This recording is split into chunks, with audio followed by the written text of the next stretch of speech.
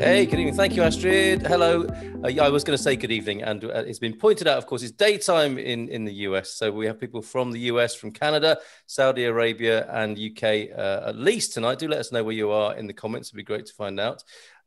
We have our webinar tonight. Welcome to it. All about Lisbon, investing, working, and living in Lisbon. Who better to talk about this than our guest this evening, Chitra Stern.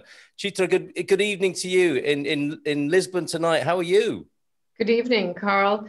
I'm doing great. You know, it's been fantastic weather, and I have the kids home today because it's a bank holiday, a public holiday. So, and working a little bit at the same time, or a lot, as we entrepreneurs do, even on a public holiday. But it's been great. I'm doing well. Thank you. Well, a very happy Portugal Day to you today. Portugal Day, indeed, Dia de Camões. Indeed, the legend of Luís Camões, well worth looking up, and the origins and association here on Portugal Day here in Portugal. So great to have you with us. I wonder if we might set the scene. You've been in Portugal certainly for I think around 20 years, right? And it's changed a little bit in that time. Before we talk about what Lisbon is today, you know, on the 10th of June 2021. You came some time ago. What was it like then? So we arrived here 20 years ago, and we moved from London, and my husband is Swiss. He's Swiss-German from Zurich, and I am originally Singaporean, but I'd lived in London for 12 years and I'd become a Brit. And Portugal was quite different 20 years ago, you know, when I remember different places as they were. But, you know, we found a great country with nice people, welcoming people, and kilometers of white sandy beaches, you know, with the EU infrastructure funds being invested in highways, you know, and airports and other things like that. And there was a great spirit just after the World Expo 1998 in 2001. So it was a country on the move. Shocking for some people, but yeah, you know, I came before the A2 existed, which connects the north to the Lisbon to the south to the Algarve, or the A22 existed, but they were being built at the time. So, you know, country was as beautiful as ever. It still is. But, you know, there was a lot happening at the time, and, you know, we felt we could set up business here and have our family. We didn't have any children at the time, and we've had 4 since, since 2001. Actually, our son was born in 2002. And we've built different businesses in real estate, hotels, and education as well now. So yeah, we've had an exciting 20 years, to say the least. You really have, and you documented the change there over the 20 years, and you really are part of that change as a legendary entrepreneur, celebrated as such as part of Lisbon's development in those years. And the three principal projects that you talked about there, the Martinhal concept, which is residences and a resort, of course, and the school. So which one of those should we start with? If you could give us a little bit of background on each of those. I know the school is perhaps one of the more recent developments, isn't it? Yeah, we can start with Martinhal. We can go a little bit chronologically so that you understand where we're coming from as entrepreneurs. Martinhal was a brand we created from scratch with our first resort development in Sagres, which is in the south westernmost point of the country. And we, you know, in developing it, we had to find a point of differentiation because there were other 5-star hotels and resorts being built. And, you know, at that point itself, I think there were 35 golf courses either in planning or about, you know, in the pipeline being built, being constructed. And we actually hit upon this plan to become a luxury hotel for families, especially the parents, parent-friendly hotel, I call it these days, because we, having children late, relatively late. I mean, I was 32 when I had my first baby. And we'd been professionals before, you know, we'd lived the London dream before. And we knew other cities, we traveled a lot. And suddenly having children meant you know, you had very few places to stay at. And I'll say this, you know, you suddenly become a pariah of society in some sense, you know. Yeah, I use these strong analogies so that people remember my story. So forgive me, but that's how it felt. You'd pitch up at, say, the Four Seasons or, you know, whatever hotel it was. And like you'd be stared at, you know, with this bubble coming out of people's heads going, oh my God, how dare you, you know, ruin my breakfast or whatever it was. Yes. So it was born out of that, where we felt that there was a generation of parents having children late. They'd focused on their career, their education, their professional lives, and they still wanted to travel and take, you know, travel as a family to these amazing places. Mm. So that's what we focused on, you know, a luxury hotel and resort with all the details that you'll see. You know, we've got several details. We've got kids' corners in our restaurants, and which enable the parents to have their cappuccino with the foam still on it, or a glass of wine with each other, you know, in peace, while the kids are well looked after by our team, keeping them well entertained.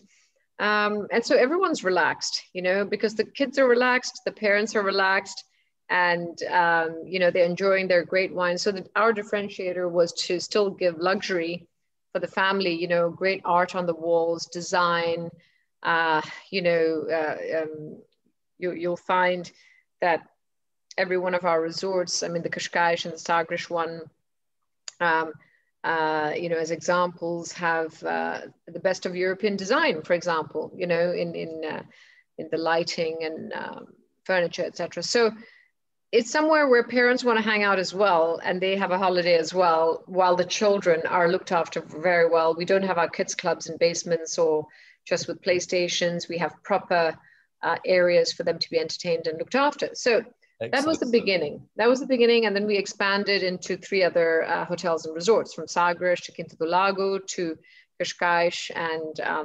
Chiado. And we're building our 5th Martinhal in Parque das Nações, which is the area you see behind me. Actually, I'm in front of the building. It's just there. It's a great riverside development, yes. Riverside regeneration project. And Martinhal Residences is a branded residences project where people will live, as well as, you know, there's a hotel component to it as well.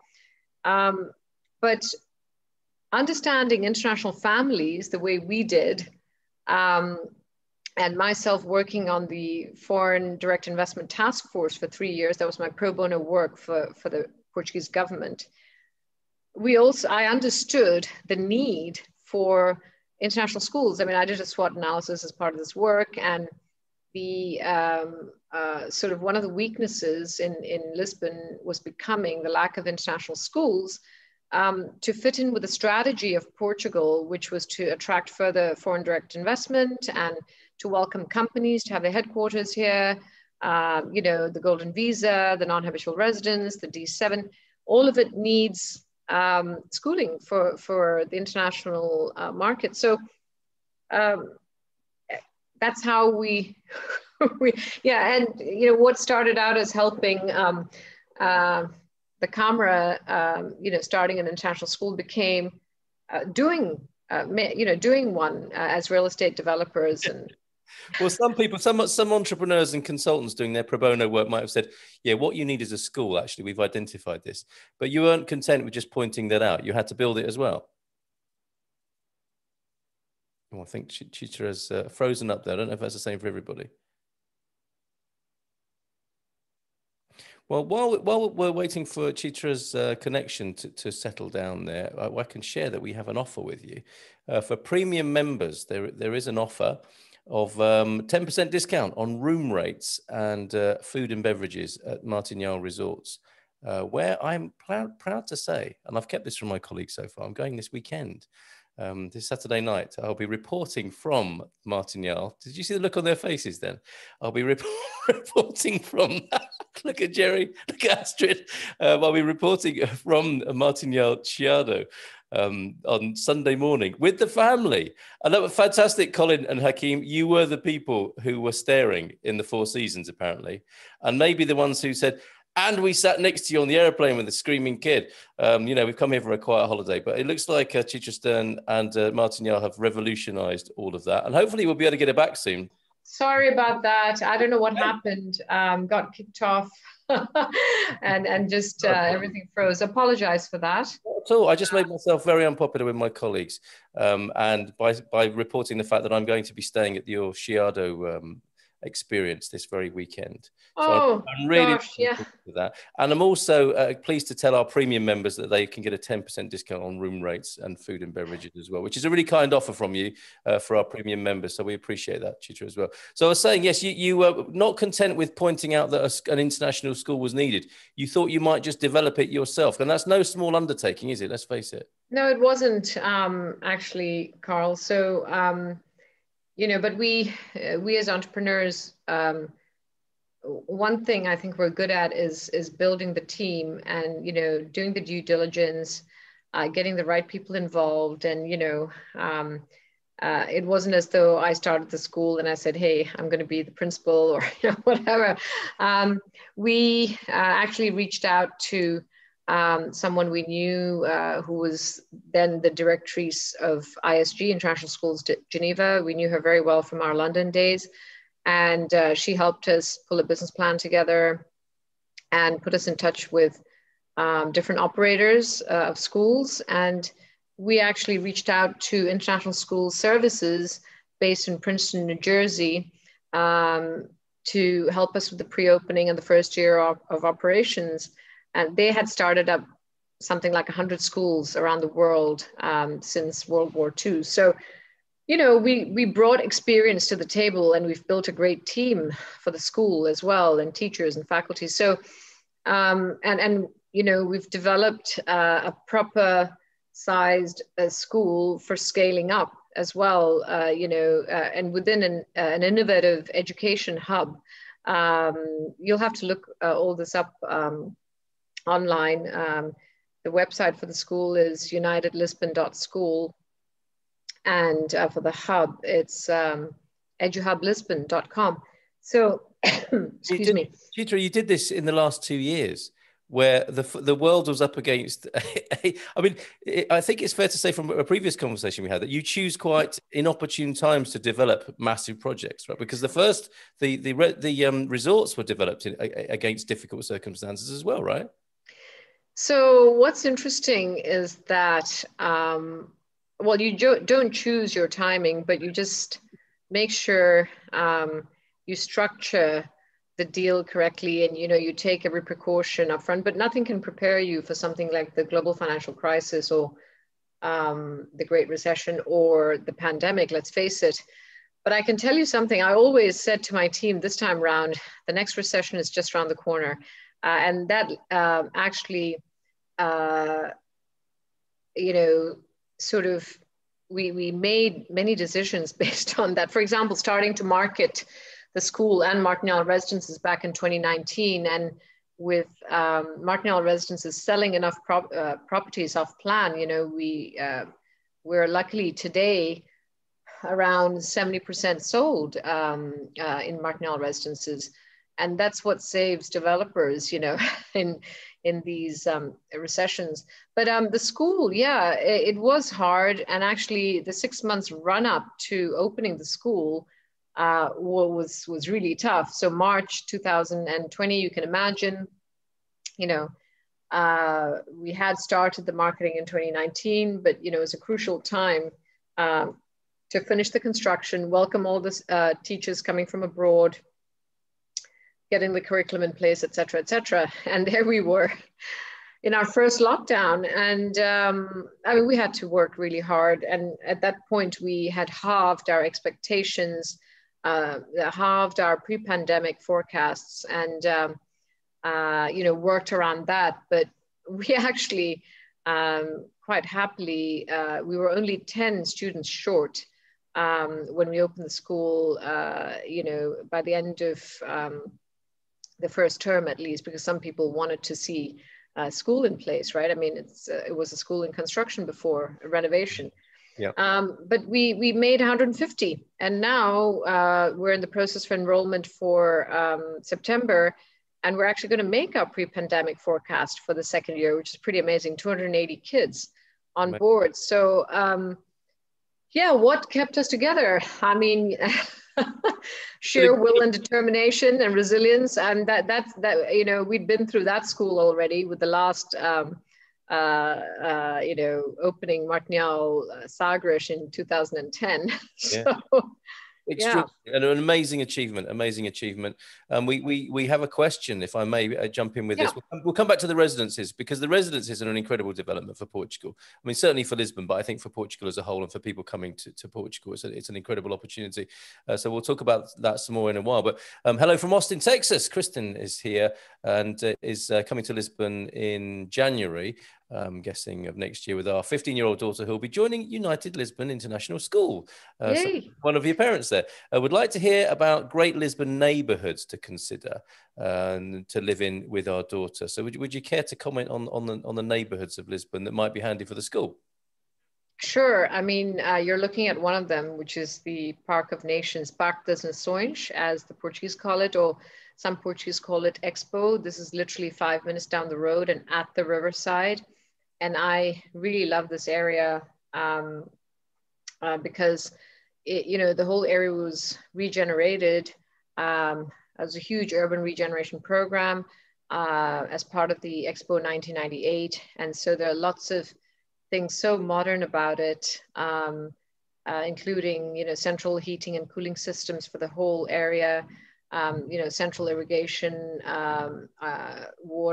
rainwater collection. I mean, you know, central garbage collection, you know, everything is sucked by this huge vacuum underground, you know. So it's really very modern, very interesting to live in. And there's lots of great restaurants, lots of great facilities in the Parque das Nações, and easy access to everywhere in Portugal. You know, we are close to the A12, which takes you down south. You're close to the A8, which takes you up north. Yes. You're close to all the circular roads, which take you around Lisbon. And, you know, the central Chiado, Príncipe Real, Bairro Alto area, Alfama, which is the touristic historic center of Lisbon, is you know, literally down the road along the river. And so I find Parque das Nações an amazing place to live, which is why we're doing our developments there and the school, you know, in this area for it to be an anchor project for the whole area. Yeah. But there are other, I mean, you know, central Lisbon areas, obviously, you know, Estrela, Lapa, that are there. We're 5 minutes from, you know, the school is 5 minutes from the airport, and Parque das Nações is 10 minutes from the airport, you know, not forgetting, and has all the, you know, central train station, the Gare d'Orient, as well as great underground stations, you know, around the school, as well as around Parque das Nações. So, I mean, you'll have to do some research. I mean, the great thing is that you'll be able to rent a property and see how it feels initially before you commit to buying anything, right? I mean, I think that's one of the advantages. Karen, did you say? Sorry, I'm not seeing the questions yet. Kristen. Sorry, Kristen from Austin. Yeah.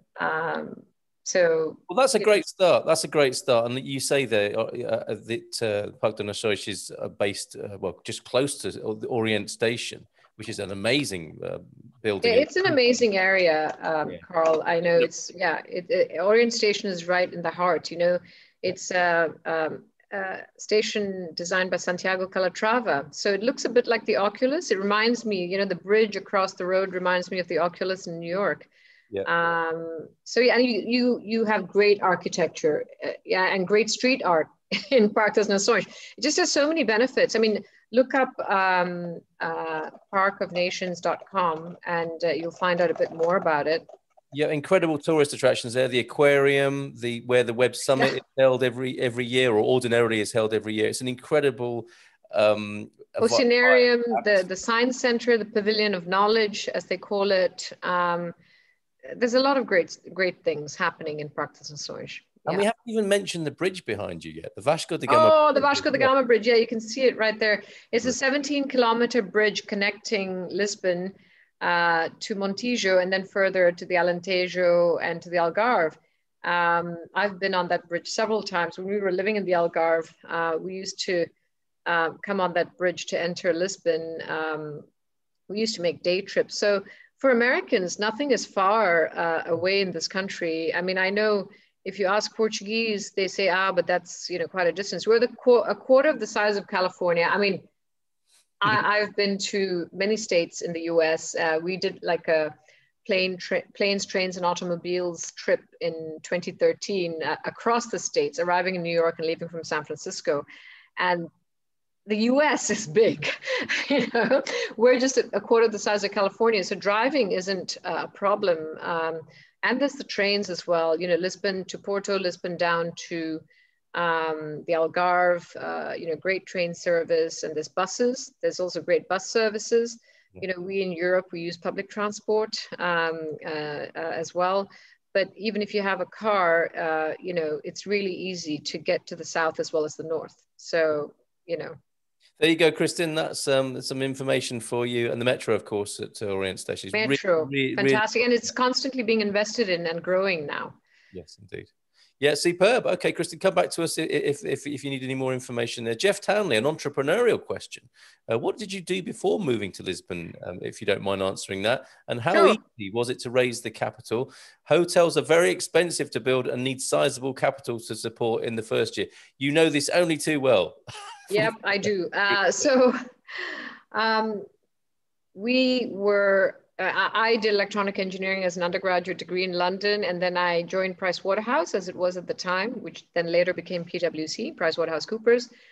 Qualified as a chartered accountant, worked in management consulting for a couple of years, met my husband from Zurich, who just moved from PW in Zurich to London. And I did my full-time MBA at the London Business School thereafter, after leaving Pricewaterhouse. My husband was an MBA from Hochschule St. Gallen University, which is a highly respected business school in the German-speaking part of Switzerland. And yeah, I mean, what can I say? We were not entrepreneurs before, but we really felt, especially 1998 to 2000, while I was doing my MBA, we looked at various business opportunities. It was exactly when Google had just started, Amazon had just started. We looked at many internet, what you would call tech companies these days, but internet, business ideas, opportunities at the time.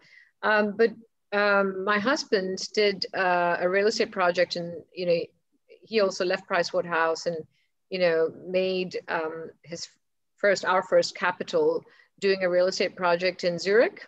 So that was the real estate part, and then he also spent some time in Ireland helping manage an investment that some Swiss people had made, and his father was one of those investors, which was a hotel, a small boutique hotel. So we learned a lot of lessons from that sort of year before we moved here to Portugal. And a group of investors, as part of that sort of what should we, sink our entrepreneurial energy into, a group of investors showed us Croatia and Portugal at the time as potential, Algarve specifically, as potential places to get involved in real estate projects. And Croatia had just come out of a war and was very different to Portugal. And I think that made a huge difference, us assessing Portugal as a place to move to for business and lifestyle. Weather is great. I mean, climate's amazing. As I said earlier in the talk, people are amazing.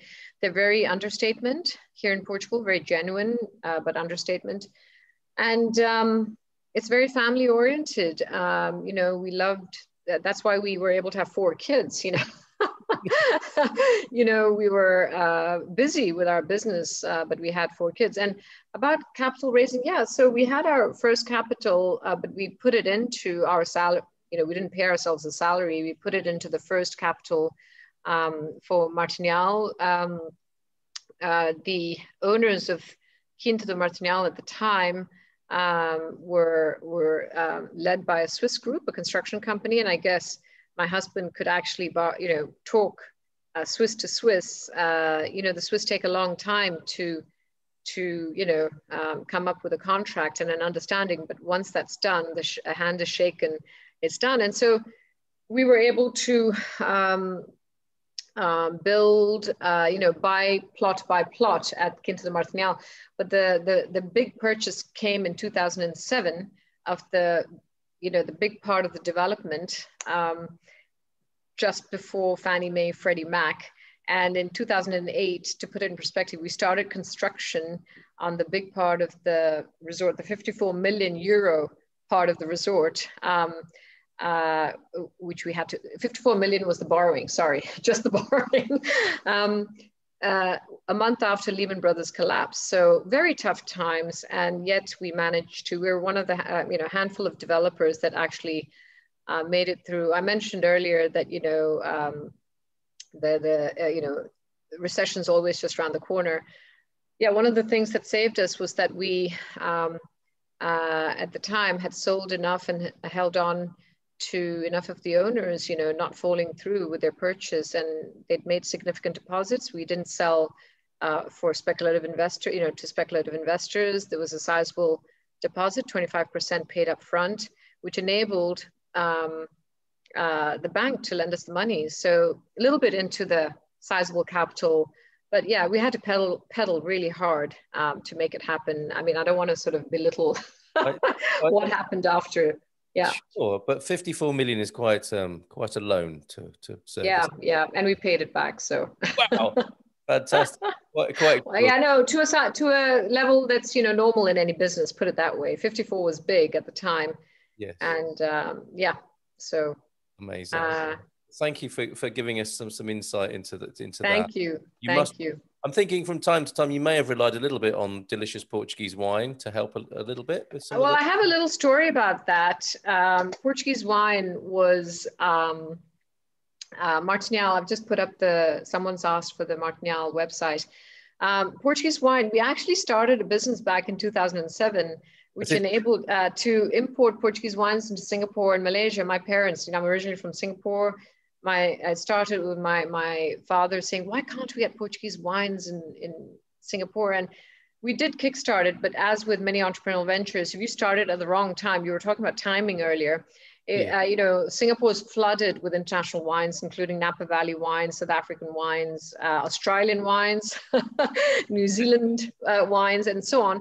And Portuguese wines are pretty specific. They're mostly blended. They're not single grape varietal wines most of the time. I mean, they do make some single grape varietal wines, but the market at the time couldn't really sort of, and they are indigenous grape varietals, most of them. So, they're master blenders, the Portuguese, and the wines have, they're generally made up of indigenous grape varietals, and Portugal has like 300 winemakers or so and 300 grape varietals to boot. So it was a complex product to bring into a market which was not ready, and Portugal wasn't as famous as it is today, So anyway, that's the nature of entrepreneurism. You have to face failure and be quick to face failure.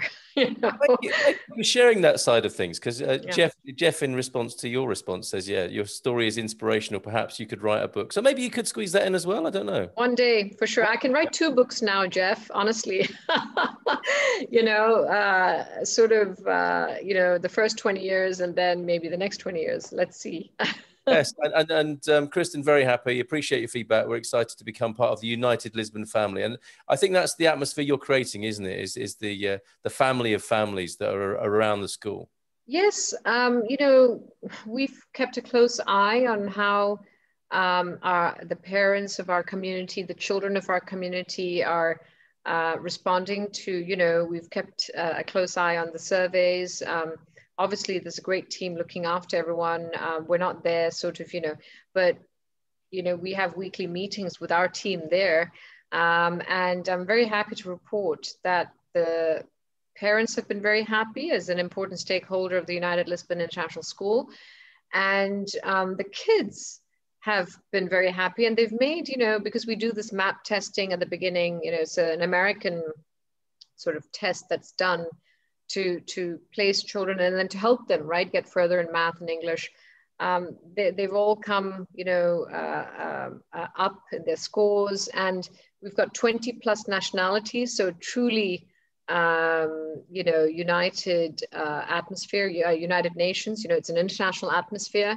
Yes. But with a good percentage of Portuguese kids, 24% at the last count. So, we're really proud. We've only been open 9 months, right? To put it in perspective, feels like an eon, obviously, this year. But we're really proud of what's happening at the school, and we've made all these great connections with Sporting Football Club, champion this year. We made the connection before.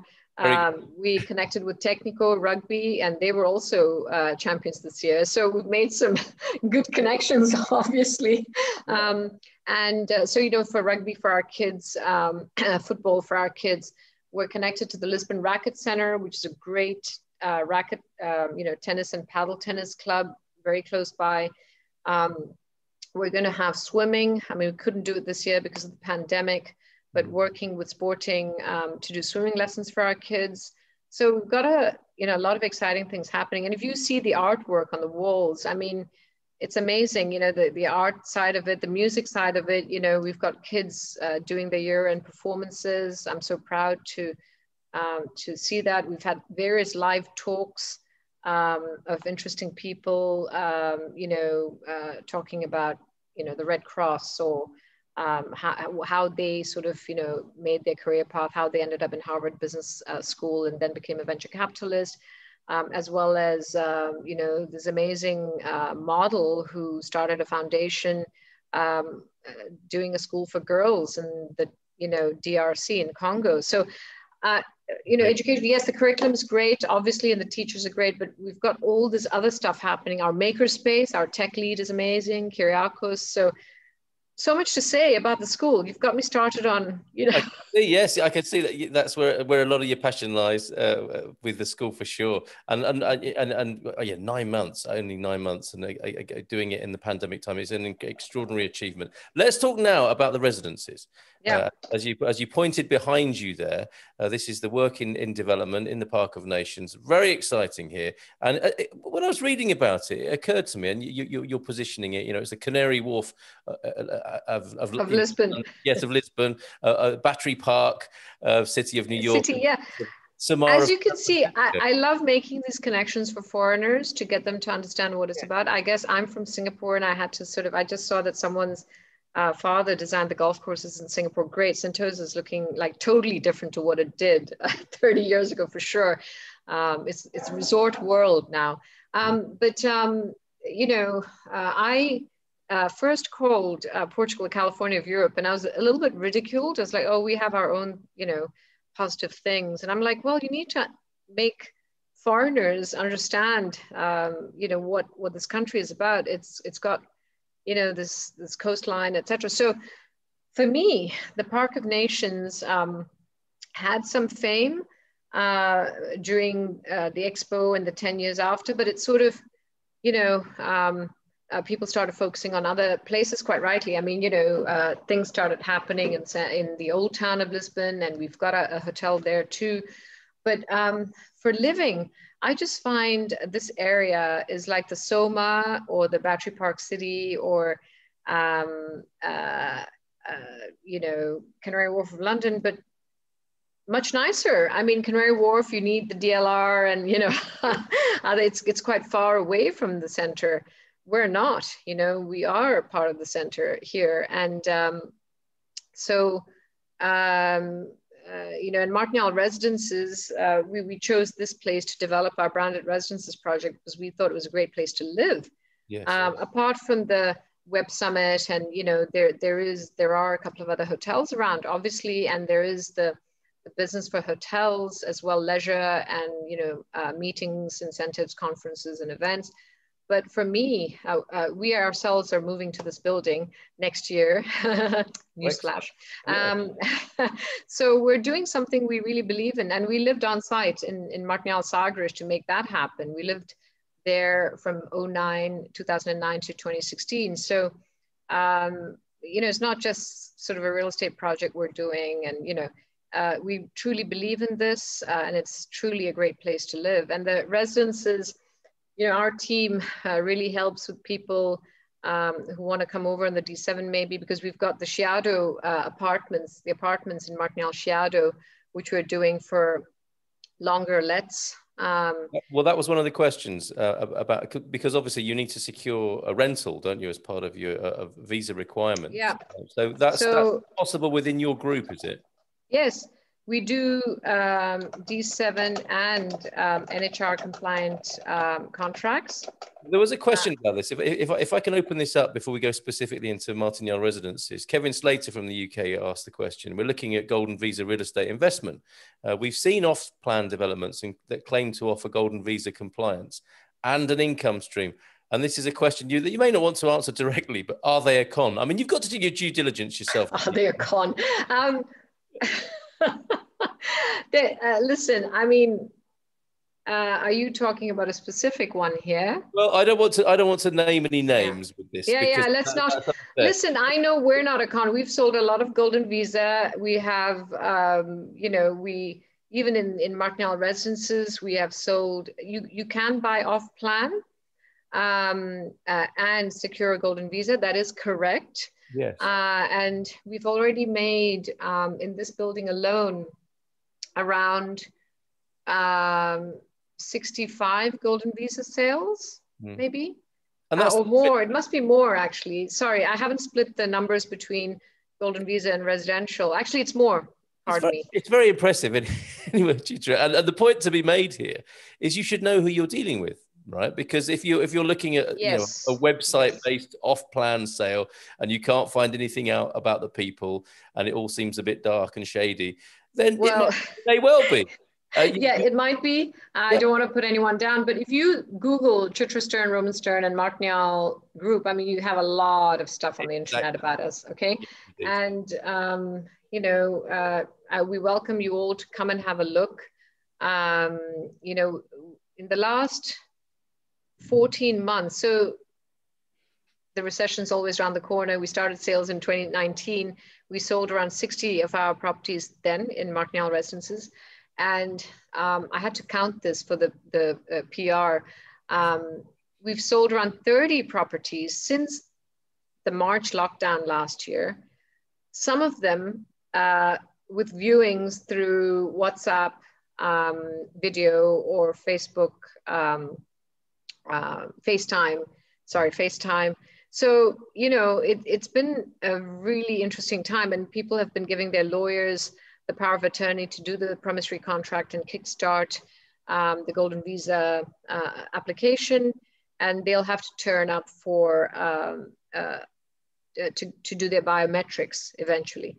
Yeah. But you know, we're a trusted brand. Actually, a high number of our buyers are Portuguese, which shows you, you know, that people know our brand. And I think that gives a lot of comfort that we are not a con, at least. Exactly. You know, you're known, aren't you? You have a remarkable brand that you've been developing over the last 20 years. Yes. And not only that, that people, you know, people can buy with confidence. But you're taking things to the next level, I think. I mean, when I was reading about what you're offering, it is the full service, isn't it, for somebody who wants a lot of the pain taken away from moving to Portugal? Yeah, you know, hassle-free. The visa, everything, every part of it. It's a concierge service, if you like.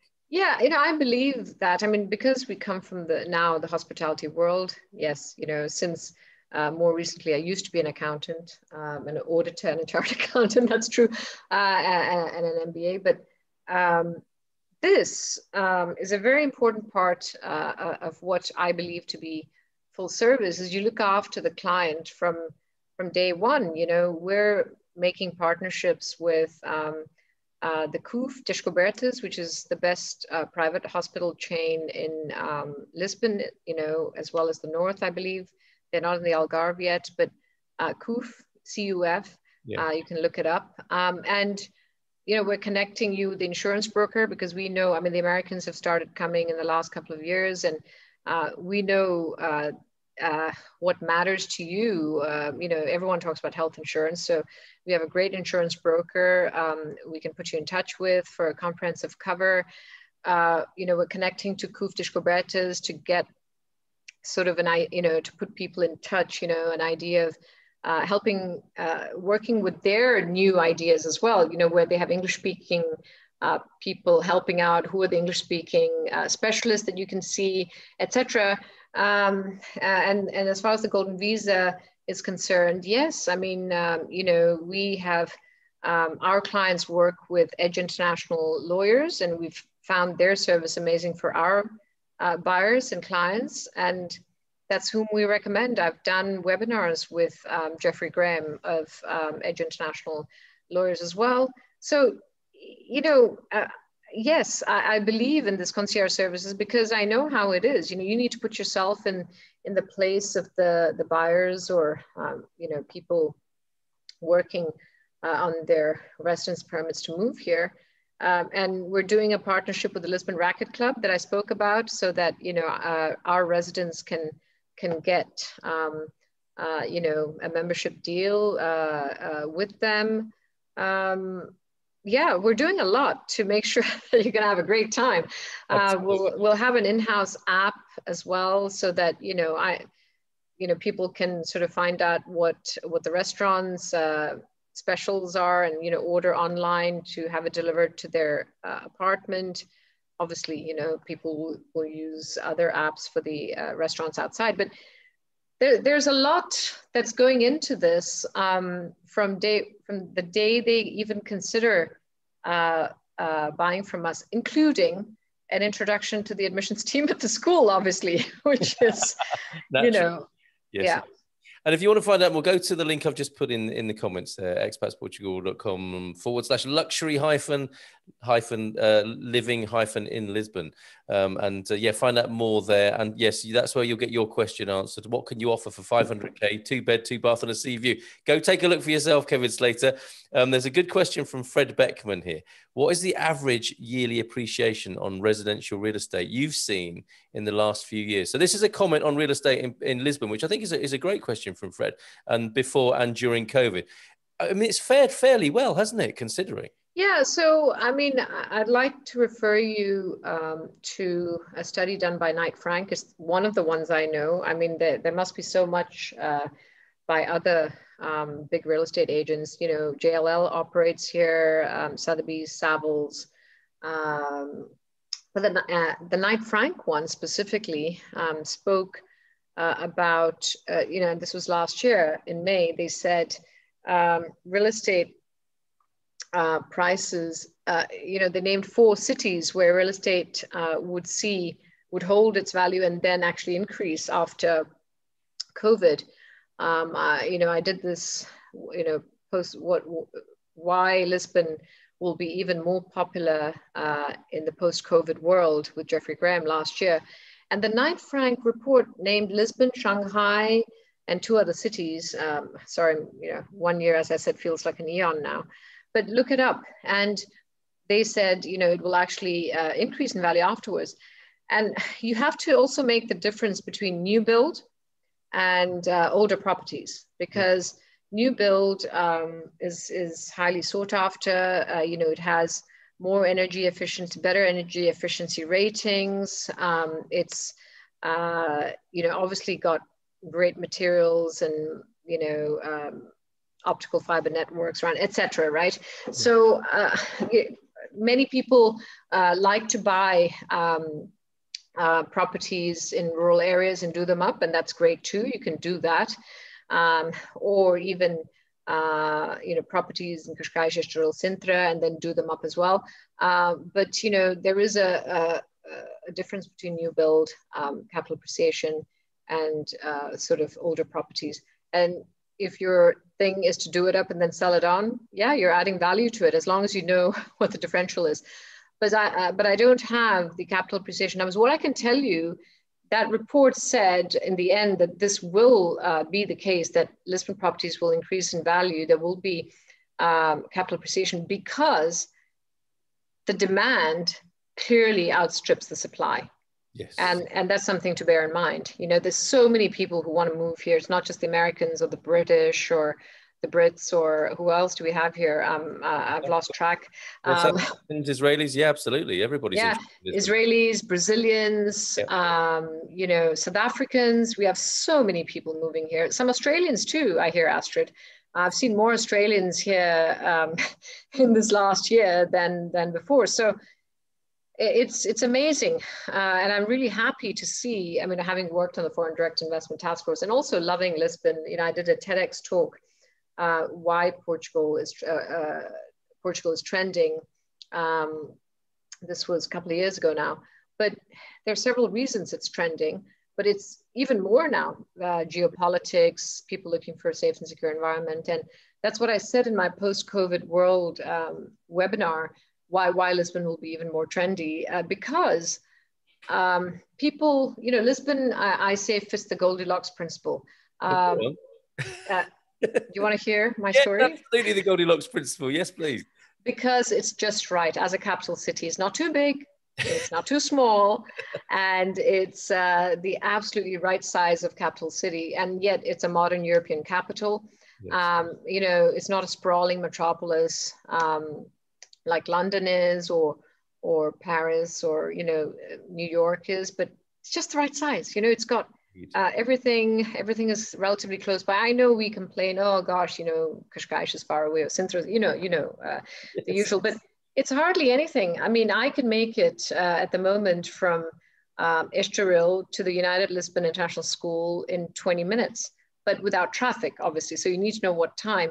But if you manage your time and don't hit, you know, but that's in any city. And people from Sao Paulo laugh at sort of when we say traffic here, like, you haven't been in Sao Paulo, have you?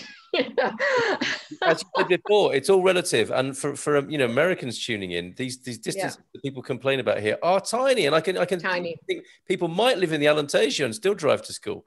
Okay, I'm super excited to explore that Park of Nations area, says Tammy. Had heard about it briefly before. Thanks so much for sharing more about it, Chitra.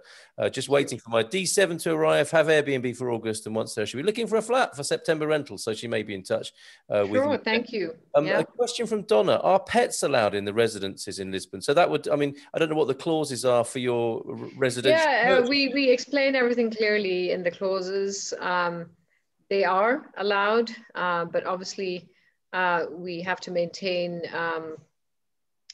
the whole building as a good living place for everyone. So, you know, dogs barking on the terrace will you know, will be, well, we'll approach the owner, you know, making a lot of noise, or as long as people are respectful within the building. I mean, you can write to info@martinhalresidences.com to get the details, please, because I don't have the, you know, the contract at hand, but we specify everything. Well, a favourable response. I think that's what Donna's looking for, rather than a ban of any kind. Is that the same in your rentals as well? You know, the rentals are a bit more difficult in Chiado, for example, because it's a hotel product. Okay, but look, we can make exceptions depending on the animal, and you know, we have small terraces in the Chiado apartment, so one has to just be careful. You know, ask us the question. If it's a cat, I think it's not a problem, or a small dog, but you know, I myself wouldn't be able to live there with our Portuguese water dog. So, true. You know. Yes, but I can bring my handbag-sized Chihuahua this weekend. Yeah. Okay, excellent. I'm just checking. Fantastic. Okay, this is all about Lisbon, obviously investing, working, and living in Lisbon. And Lisbon is scoring. Oh, I have one more thing to say. Sorry about the dog. We just made some dog-friendly policies in our Martinhal Sagres because, you know, we realized that people want to bring their dogs on holiday. It's a family resort. So we have made some special provisions. So you should check us out on what we, you know, write to res@martinhal.com if you're checking us out to stay with your dog. I'm very proud of that. You That's know, we, great.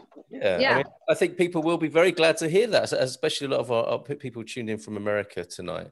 We're going to go up to the hour, Chitra. We've got about 6 minutes left, Oh, and sorry, gosh, no, I've been no, no, chatting. no, no, you're not in the slightest. No, I wasn't trying to shut you down. I don't want you to be exhausted, because you may stick around, and you're very welcome to face some more questions after the main session here. But I just wanted to conclude this particular segment.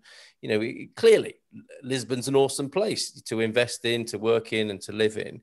How do you see the future as somebody who shaped it from 20 years ago into, you know, being part of what it is now? How do you see it in another 20 years, for example? Gosh, you know, it will continue to attract investment. I mean, you know, we're on the right path with all the hard work done by the Portuguese government and the Camera of Lisbon, City Hall of Lisbon, successive governments. If you watch my TEDx talk, you know, I say that one of the great things is that successive different governments have sort of, you know, brought Portugal in the right direction along the way. And you know, something like the Parque of Nations being delivered is an amazing thing. You know, it's an area which was, you know, the government developed. But Lisbon in 20 years, I mean, I'm hoping to see an even more cosmopolitan city. Already there's you know, a lot of foreigners that you bump into with different accents. Around the city, and we need growth for the economy to grow in Portugal. You have to achieve it through immigration because we have a declining population in Europe in general. So you know, the country is very welcoming of foreigners moving and settling down here, and it's a win-win, really. You know, because we need businesses to start up here. We need investment. And, you know, there's a clear understanding of foreigners moving here, spending money on, you know, the taxes that the government, you know, through stamp duty, council taxes, it's all much needed. Now, Lisbon is a city, you know, it will expand south of the river. This was one of the priority areas of discussion during my time in the Foreign Direct Investment Task Force. You know, Montijo, Seixal, Barreiro, and Almada, which are the counties south of the river, they will see growth as well in the next years. And further past, you know, there's a fantastic cycling path, you know, that's spanning, you know, not, so the 7 kilometers in the Parque das Nações, Park of Nations, but then you can travel, they're extending the biking path, and development is developing into towards the old town of Lisbon. There's still a lot to do. You know, if you drive along that, you know, the old shipyard area, you'll see what I mean until you get to Santa Apollonia. So there's a lot of area to grow. It's not all done, you know. And further, the cycling path that's carrying on to Alhandra, you know, fantastic. You'd feel as though you're riding the bike in nature towards, you cross another little river, and then, you know, you go towards Vila Franca de Xira. So Lisbon is growing. I consider everything, you know, Greater Lisbon to be Cascais, Estoril, and I think, you know, it's going to be even cooler as a city and trendier, because there's a lot of authenticity around here, you know, and I think it's really the best European capital. We moved here thinking we're going to be here for 5 years, by the way, and here we are 20 years later and still here, and, you know, 4 children and different businesses. So amazing, amazing. What a wonderful forecast. And I was going to close there for the time being until we ask some other questions perhaps to you one-to-one. But I've got to ask this one from Fred Beckman, because I know there's a great answer to it, which I've been part of actually. Are there any programs to incentivize and help small businesses started by immigrants? And I don't think it's especially for immigrants, but Launch in Lisboa, Startup Lisboa are incredible organizations, aren't they? Yes, definitely. Startup Lisboa, I did a webinar with Miguel Fontes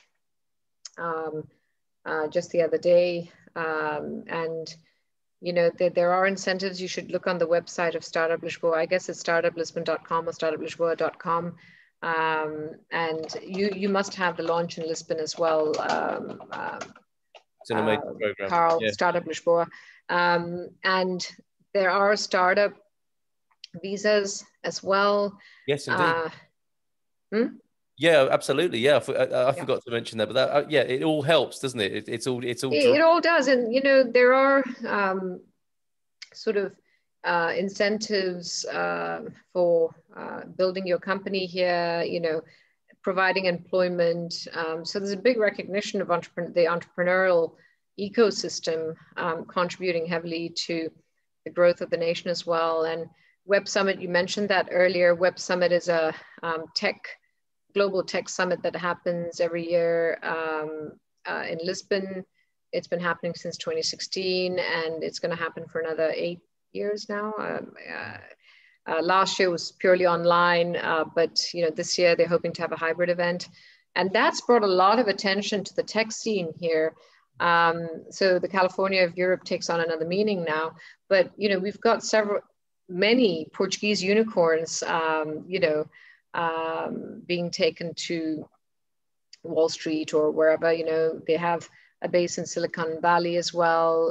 Feedzai, Farfetch, Jose never started that, and you know, took it further to London before he listed on the New York Stock Exchange. OutSystems is another one.